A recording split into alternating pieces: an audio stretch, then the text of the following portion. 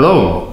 Now this is a first video of a two-part series about our new roastery, and in the first video I wanted to have a little walk and talk together with Ben, which is behind me, to show you a little bit around the roastery and the storage, so you can see our facilities. And then in the second video we'll sit down and have a little chat to talk about how it is to actually roast on a new roaster and what our thoughts around it. So I hope you will enjoy it. It's a little bit geeky, but I'm pretty sure you will enjoy it if you're into roasting. So this is Ben. Hello.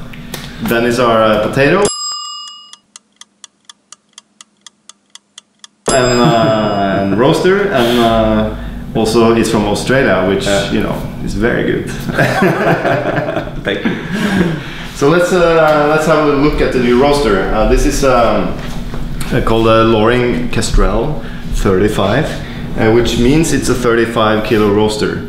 And in the old days, people said, well, you can't really roast 35 kilos on it. Yeah, because it wasn't powerful enough. So the earlier version, like the first roasters that came to Norway of the Loring, was over 10 years ago. And I know that they are normally roasting no more than 25 kilos.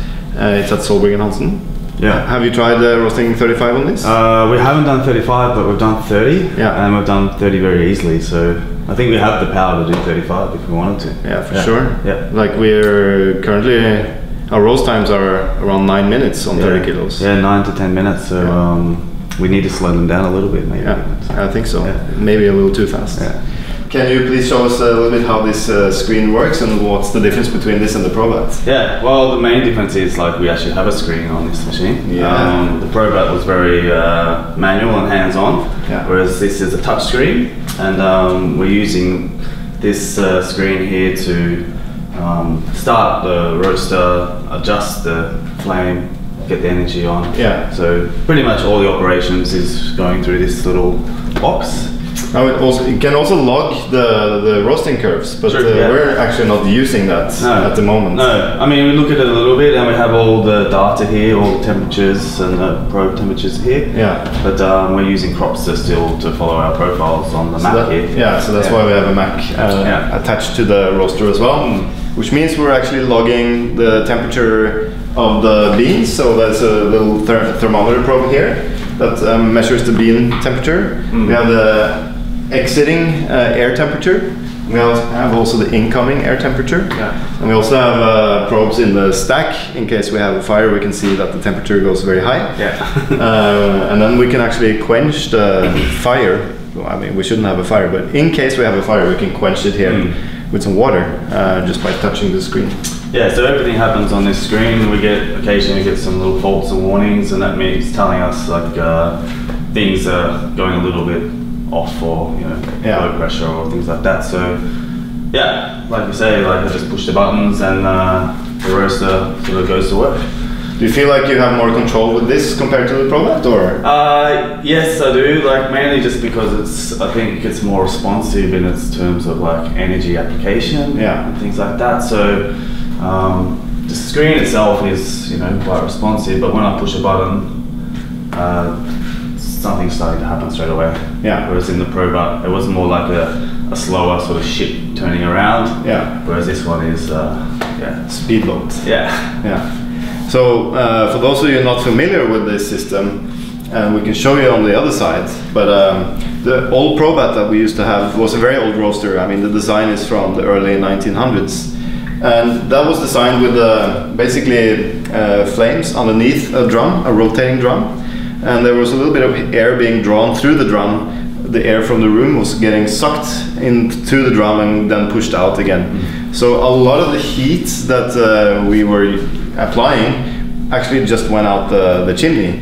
And the drum would be at different temperatures depending on how cold the room temperature was. So if it was very cold in the room, which it is in the winter in Norway, we would have to use a lot more flame to heat up the drum and also to heat up the air to get to the same temperatures. And less airflow perhaps too, and then rely on how much heat is retained in the cast iron drum itself.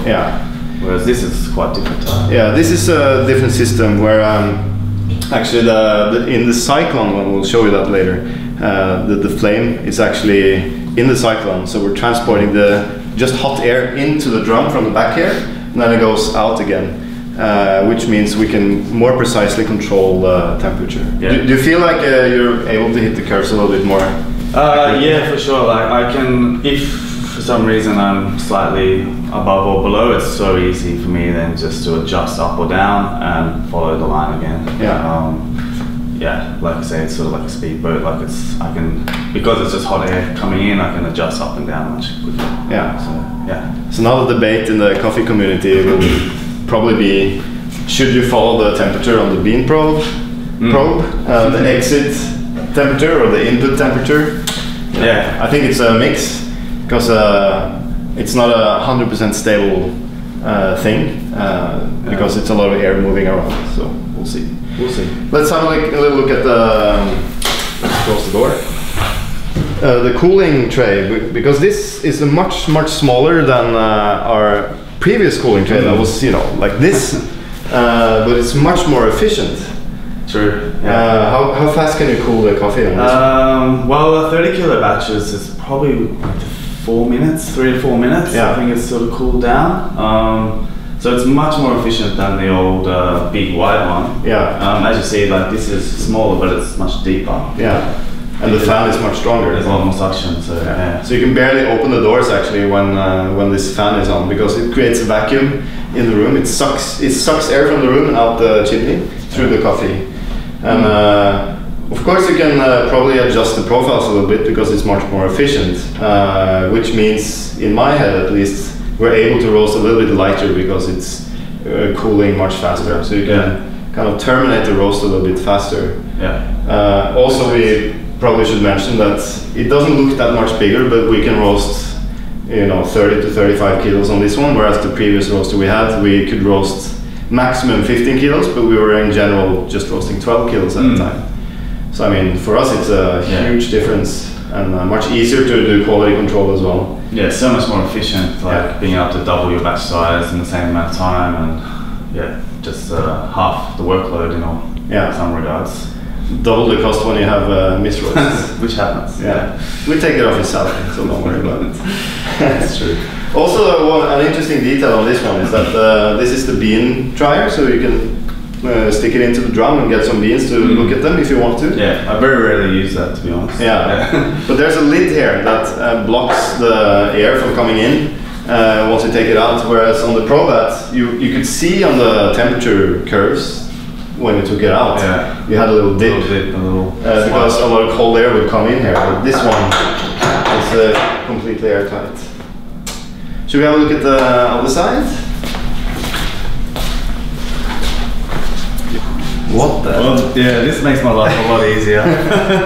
This is where we load the green beans, and then they get sucked up through this tube into the hopper up here, so it has a scale built in. And instead of having to climb up a ladder and lift a heavy bucket of 15 kilos or something, I can just load up and then push a button and coffee is loaded. So It also has a magnet.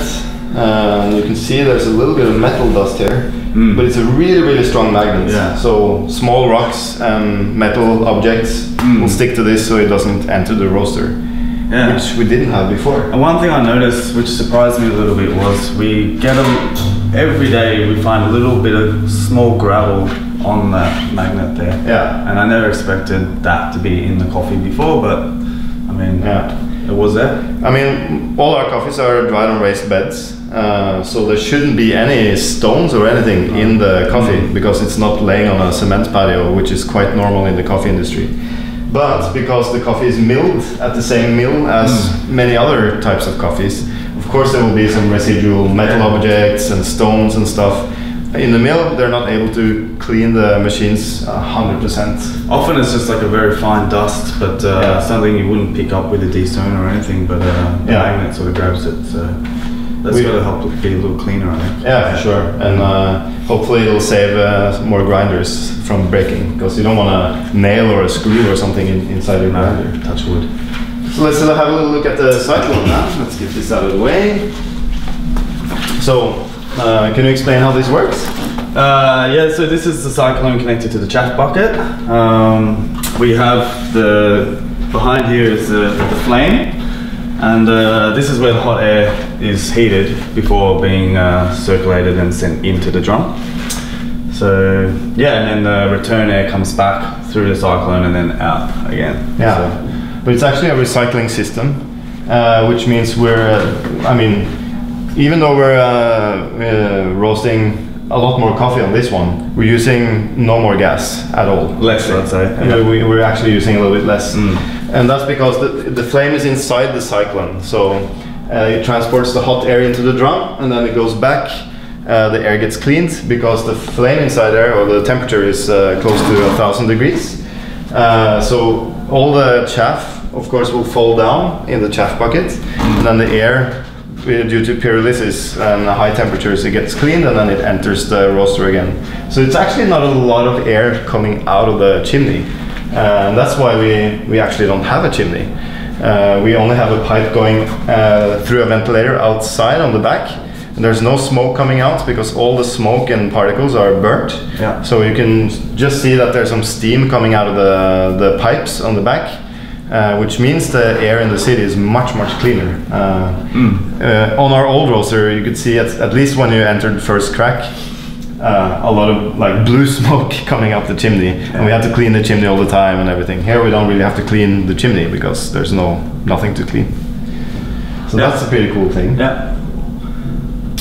Yeah, and there's also some safety things on the roaster. It's connected to water, so in case we would have a fire, which we never had before, we could spray water into the drum, we can spray water into the chaff bucket, and we can also spray here water into the cyclone. So it's a much safer roaster for everyone to use, I think. That's a good thing, especially with the temperature being so hot inside this little chimney here. So that's our new roaster. Let's go around the little roastery. It's not too big, so we can have a little view of how it looks like. And we'll show you the storage as well. But first off, we'll show you after roasting. After roasting, we obviously weigh the coffees. Yeah. And then if you're strong enough, you can pour the coffee into this machine here, which is a weigh fill machine, which basically weighs a dose of coffee. And then a person is sitting here with a bag, bagging coffees automatically. Yeah. And this, is much more efficient than scooping out, and it saves your wrists. We used to do the scooping for many years, but we've had this machine for maybe 5 years. So this is very cool. And then from here, we seal it in these machines. So first we put the bags here, and then there's some nitrogen being flushed into the bags. And then there's a vacuum, and then the bags are sealed, and then they're ready to be packed and sent to you. So that's the whole production line. Yeah. It's easy. Let's go into the cooling storage.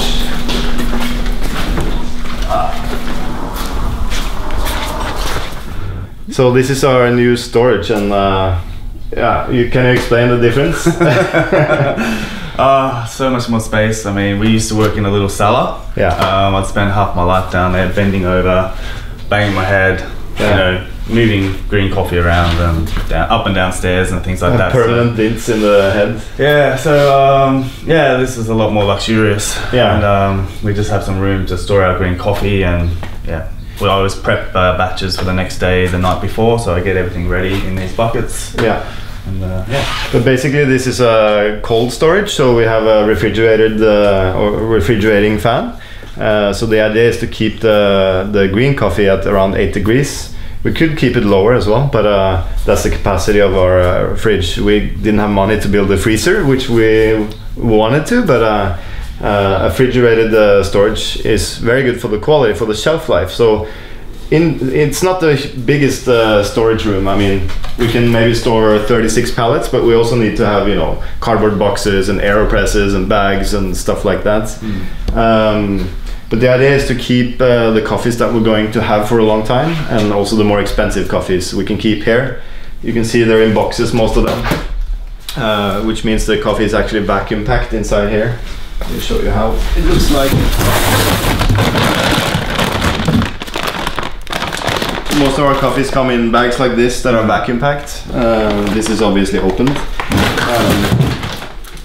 So when we store it in a cold space, the shelf life of the green coffee is a little bit longer, we find. We used to have it in the cellar, which was quite cool. Yeah. So that's why we want to keep that kind of storage conditions. But the biggest thing now is we can drive in with a pallet instead of carrying one in one bag down the cellar and then the next day up again to roast it. Oh yeah.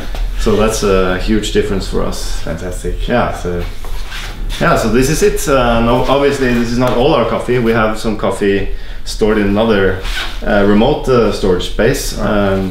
But that's more for the coffees that we are using a lot of. Yeah. That doesn't need to stay in Norway for a long time. And then they'll just deliver pallets of that every week or every second week. Yeah. So yeah, a bit more space, but much better for us. And that's it. That's all the roastery. And upstairs we're having offices and a lab, but that's not finished yet. So I'll show you that on a different video later on this year, because we're building a training room. Yeah. And also a lab where we can do cuppings and stuff like that. Yeah. Cool.